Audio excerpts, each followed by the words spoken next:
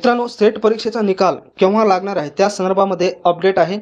बरेच विद्यार्थी भरपूर दिवसापासून सेट परीक्षेचा निकाल कधी लागेल या प्रतीक्षेमध्ये आहे, कारण सेट परीक्षेचा निकाल हा वेळेवर लागलेला नाही. तर त्या संदर्भामध्ये नेमकं रिझल्ट केव्हा लागणार आहे, डेट किती असेल ते पाहूया आपण. त्याचं जाहीर प्रकटन आज प्रकाशित करण्यात आलेलं आहे. पहा, दिनांक 4/7/2024 काय म्हटलेलं आहे पहा या ठिकाणी जाहीर प्रकटनामध्ये.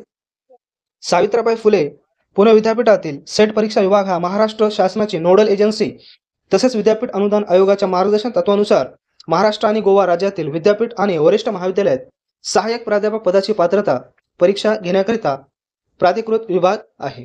त्यानंतर 7 एप्रिल 2024 रोजी 39व्या सेट परीक्षेचे आयोजन सेट विभागामार्फत महाराष्ट्र आणि गोवा राज्यातील विद्यार्थ्यांकरिता 17 शहरांमध्ये करण्यात आलेले होते. परंतु अद्याप या परीक्षेचा निकाल लागलेला नाही आणि निकाल तयार करण्याचे काम सध्या परीक्षा विभागाकडून पूर्णत्वास आले आहे. म्हणजेच निकाल तयार करण्याचे काम या ठिकाणी पूर्णत्वास करण्यात आलेले आहे. मग निकाल कशामुळे अडकलेला आहे ते पाहूत आपण. मुख्य कारण काय पहा.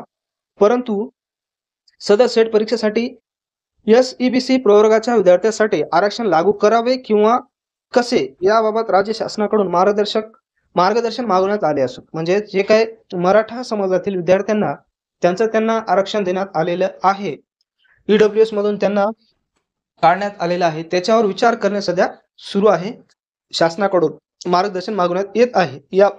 याबाबत विद्यापीठाकडून राज्य शासनाकडे पाठपुरावा सुरू आहे. सबब राज्य शासनाकडून मार्गदर्शन प्राप्त होतात 7 एप्रिल 2024 रोजी आयोजित करण्यात आलेल्या सेट परीक्षेचा निकाल जाहीर करण्यात येईल. म्हणजे अद्याप हा निकाल जाहीर करण्यात आलेला नाही. जोपर्यंत हा आरक्षणाचा मुद्दा, म्हणजे आरक्षण द्यायचं की कसं करायचं, की ज्या पद्धतीनं होतं त्याच पद्धतीनं ठेवून निकाल लावायचा, या संदर्भामध्ये ते मार्गदर्शक सूचना प्राप्त होतील. त्याच्यानंतर हा आपला सेटचा निकाल लागेल. जेव्हा हे सेटचा निकाल लागेल त्यावेळेस सगळ्यात लवकर अपडेट ही आपल्या चॅनलवर तुम्हाला मिळेल. त्याच्यामुळे चॅनलला सबस्क्राईब करा, तसेच ही माहिती जास्तीत जास्त मित्रांपर्यंत शेअर करा.